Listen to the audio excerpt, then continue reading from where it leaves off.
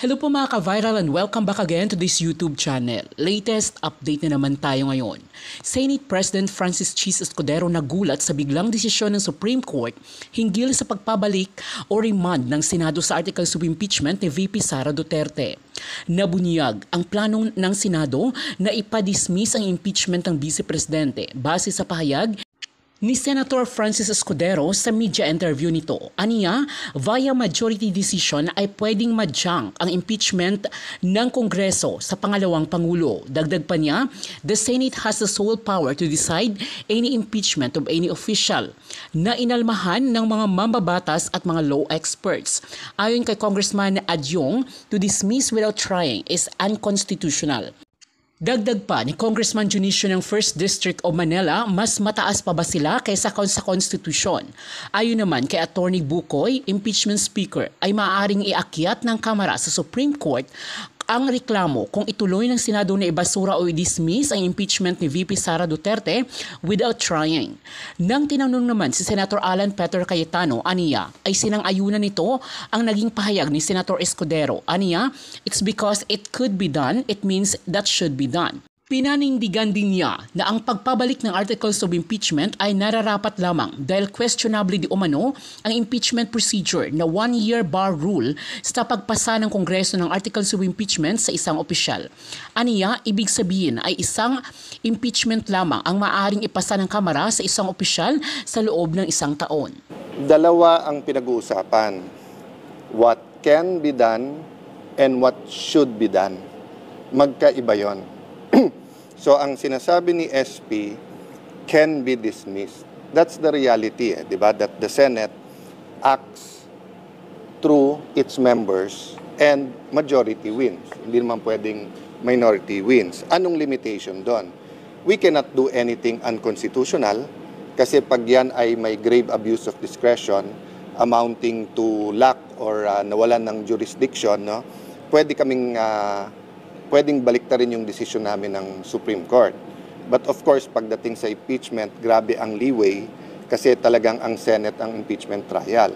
Now, just because you can, it doesn't mean you should. Di ba? So kung diabetic ka, just because you can eat leche flan, ube, cakes, it doesn't mean you should. So we really have to take a deep breath and think what's best for the country. And that's precisely why we agreed and I moved na yung suggestion ni Senator Bongo ay yun ang gawin, which is ibalik muna, whether we call it remand, return, or ibalik muna sa House, because ang magiging botohan sana nung araw na yon ay to dismiss. And kung na-dismiss during that time, what would be next? De pagdating nung bagong 12 senador, back to zero kami. Ang prayer ho ng prosecution is to deny the dismissal and to proceed to trial. Yun lang ho naman ang gusto natin eh. Yun ang gusto ng bayan eh. Ilabas ang ebidensya. Ilabas ang ebidensya ng prosecution and then ilahad niya ang ebidensya niya. Well, kung i-dismiss ho nila without trial, Yes. wala ho namang constitutional crisis because iaakyat nga sa Supreme Court. Pwede hong i-review eh. Kung tama yung pagkaka-dismiss ng walang trial yung articles. Kung walang paglilitis, outright i-dismiss. You know, pwede naming iakyat eh. Pero yung decision, whether guilty or not guilty, inappealable. You cannot appeal that.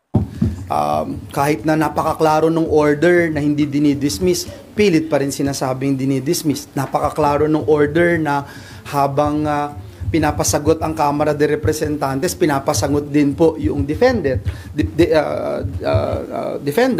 Noong June 23, huling araw nung pagsusumite ng answer ayon sa ating Rules of Procedure on Impeachment Trials, naghain na po yung at nagsumite yung grupo ni Vice President Sara Duterte at yung kanyang legal team, yung kanilang answer, yung tinatawag na ad cotellam bilang tugon po dun sa articles of impeachment.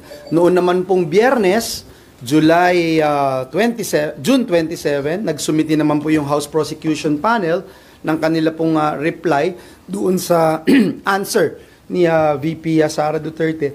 Today, earlier this morning, we have received from the Senate Clerk of Court yung distributed copies of the documents to the senator judges. So itong panahon pong ito, bago pa man magsimula ng opisyal ang ating 20th Congress, meron na po kami ng mga dokumento at mga pwedeng gawin na aralin na mga isinumite po sa amin. Ang para sa akin lang po, sa ating mga kasamahan dito sa Senado, and you and I know very well from day one that I have been calling for senator judges na conduct themselves as senator judges talaga, di ba? So yun yung importante po, wala tayong kilingan, kasi whatever the decision will be, I also believe na mas importante na yung tama yung proseso, tama po yung pag-assess at pag-implement at pagtugon namin dito sa impeachment proceedings rather than doon sa whether dismissal or acquittal. Yun ang tingin ko ho na mas importante. Walang kinikilingan at wala pong pinapaboran. Para po sa akin, and I can speak for myself, ang magiging basehan ng ating boto ay pagpresenta ng ebidensya dito sa impeachment court. Senator, sa isang interview po kay Senator-elect Panfilo Lacson, sinabi po niya na nakakatawa daw po ang posisyon ng ilang mga senador natin dahil sa hindi daw po ata akma ng isang senator judge ay mag-propose ng dismissal. Lalo pa po parang lumalabas na impeachment trial na ayaw mag-trial.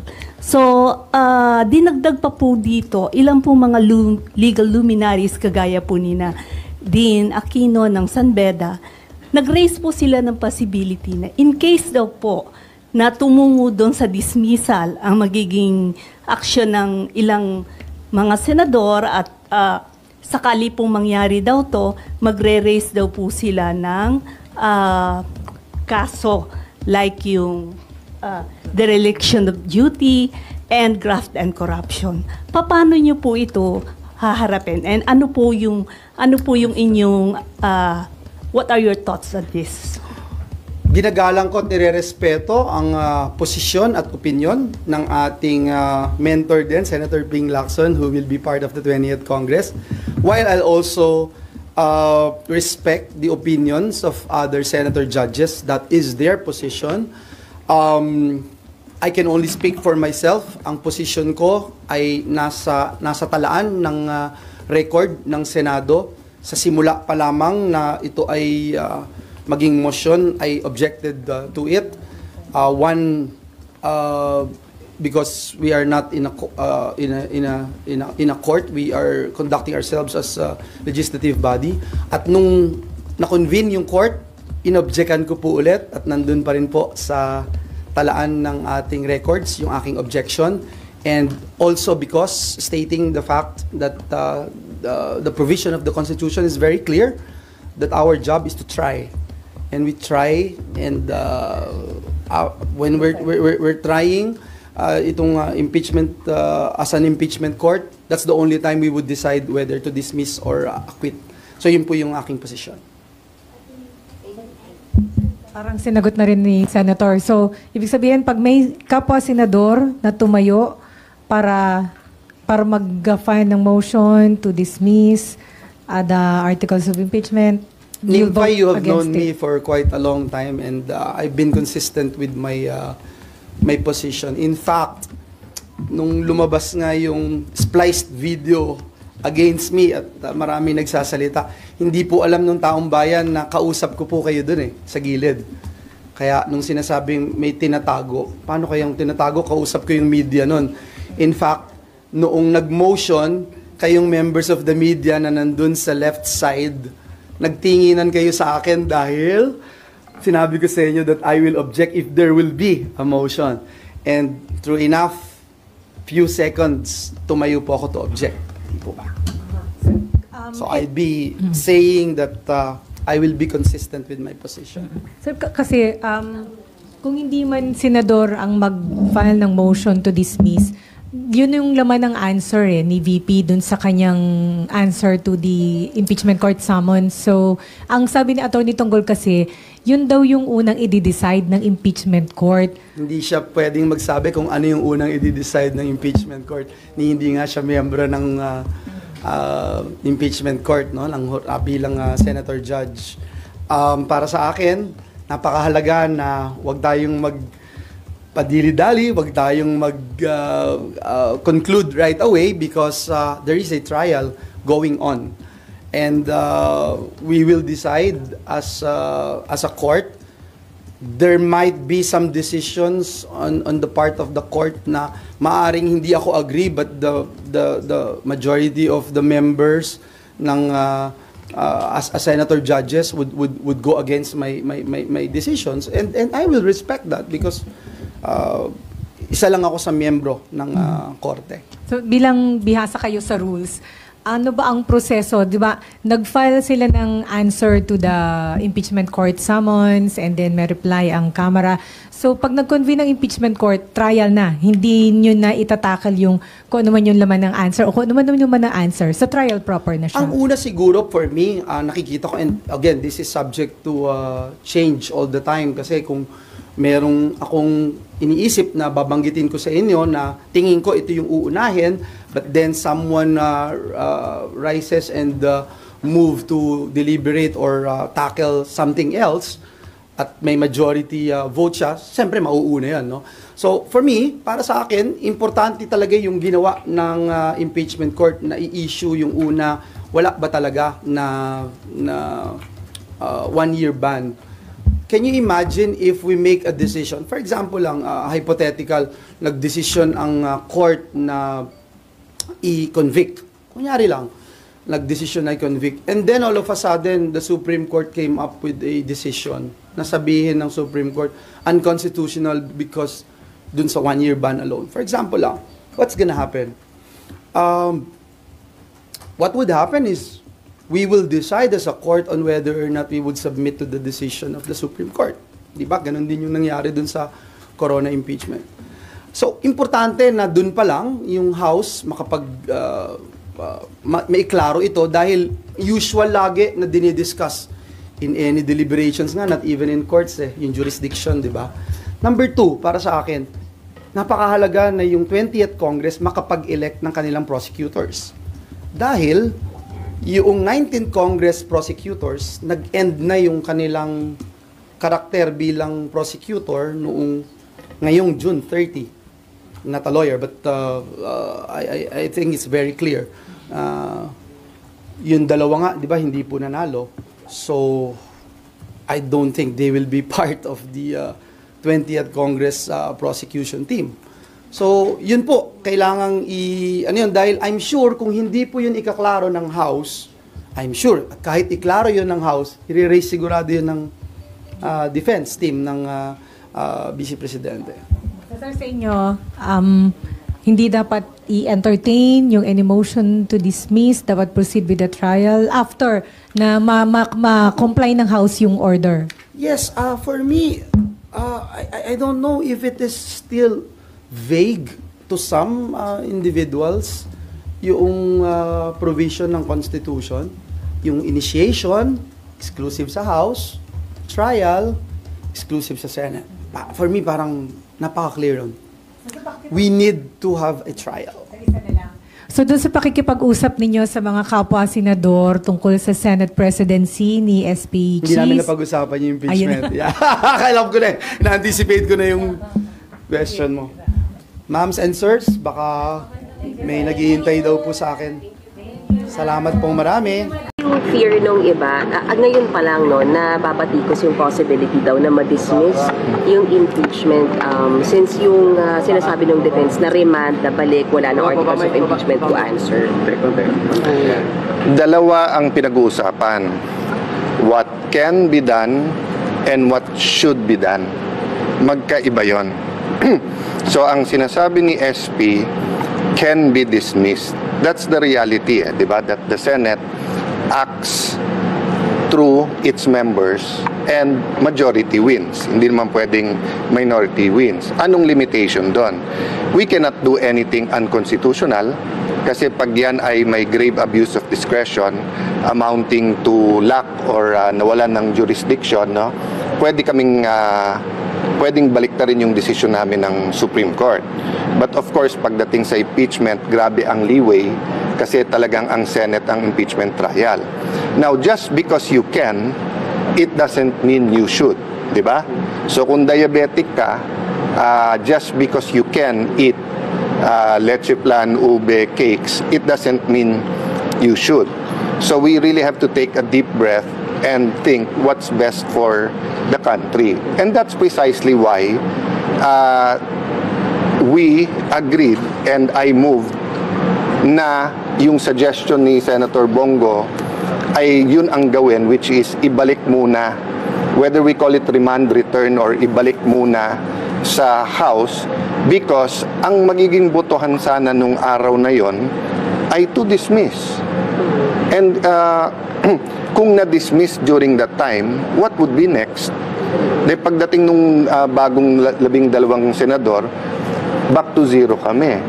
But ngayon na ibinalik, so one, mahihimay natin yung issue that did they or did they not violate the Constitution in terms of one impeachment lang in a year, di ba? Secondly, obvious naman yung di ba? Pagka nag-appoint sila ng bagong prosecutor at dumating sila, interesado pa sila. Kung hindi sila dumating sa korte, hindi na sila interesado. Pero hindi mo pwedeng sabihin yan from the 19th Congress, sa 20th Congress. And then ganun din, hindi pa natin masabi kung ano ang magiging botohan ng 24 kasi may 12 kang bago.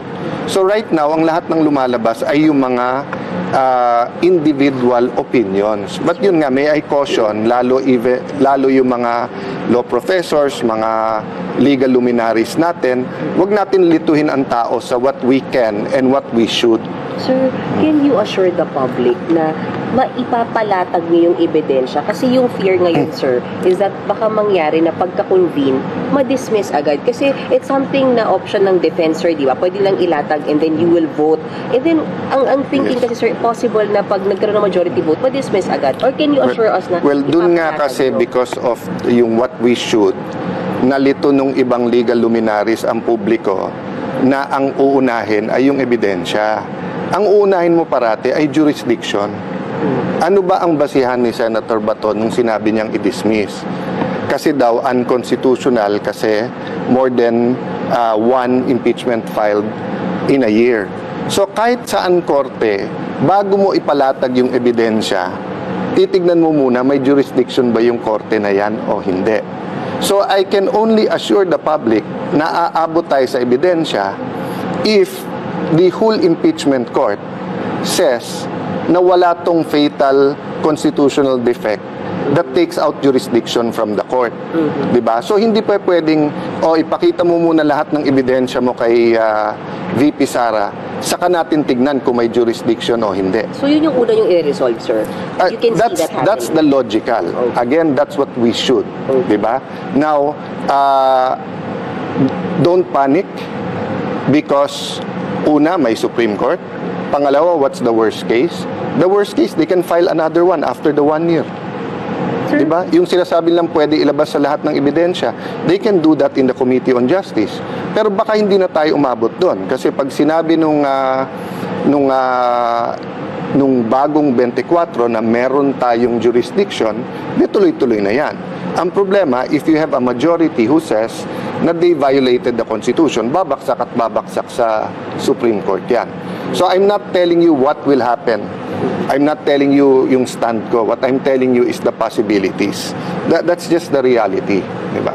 Sir, may mga nagsasabi kasi yung mga critic na hindi nalabag yung 1-year bar rule dahil mag-take effect lang yung impeachment once na introduce sa Committee on Justice na report. Klaro yun. Klaro na kapag maraming final na impeachment tapos dumating sa Committee on Justice, pwedeng magbotohan ng House tapos i-consolidate o maglalabas sila ng kung ano yung articles of impeachment.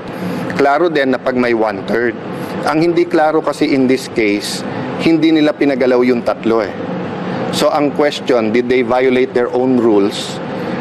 Kasi yung meron sa konstitusyon, very clear na legal maxim to na what you cannot do directly, you cannot do indirectly. 'Di ba?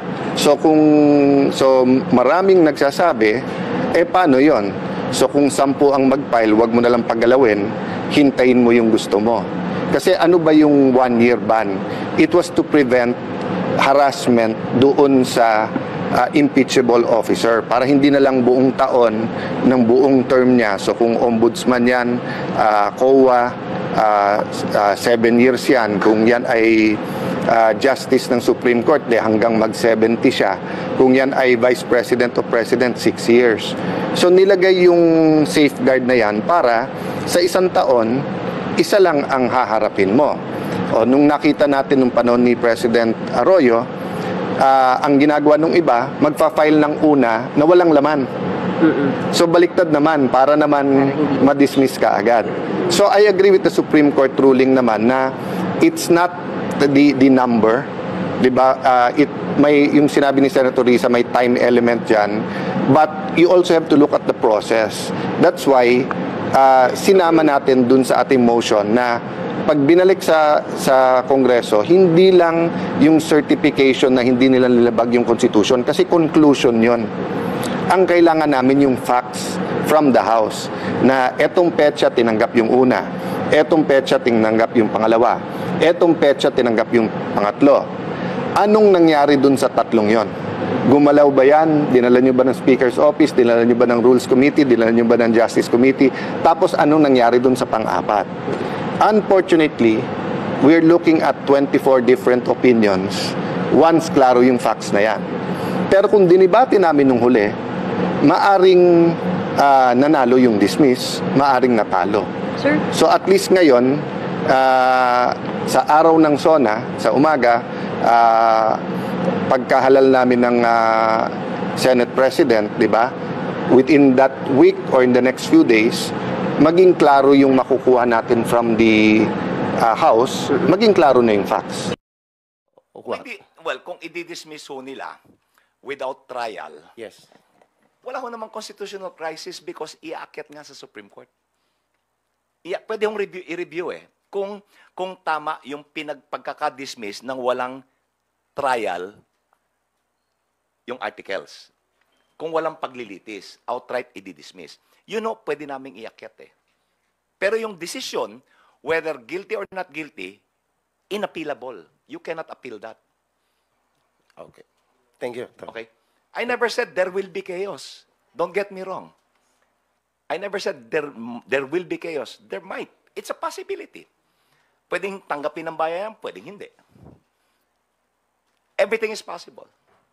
Pwedeng tanggapin, edi wala. Because ang ultimate na boss ho natin ay ang taong bayan Thank you. Thank you, Vic. Rosalie Cas from UNTV. Go ahead. Hello po. Good afternoon po, Attorney. Hi. Yeah, last interview with you via Zoom po kasi na-mention nyo po, yun pong balak nyo after na ma-submit yung pleading or yun pong tugon sa reply. answer ad cautelam. Opo, can you walk us through what will happen next after you submitted to the Senate your reply to the motion of VP Duterte? Itutulak nyo pa rin po ba yung pagkakaroon ng pre-trial Yes, ng mas maaga? Opo. Kasi yung pre-trial is very convenient for all parties concerned.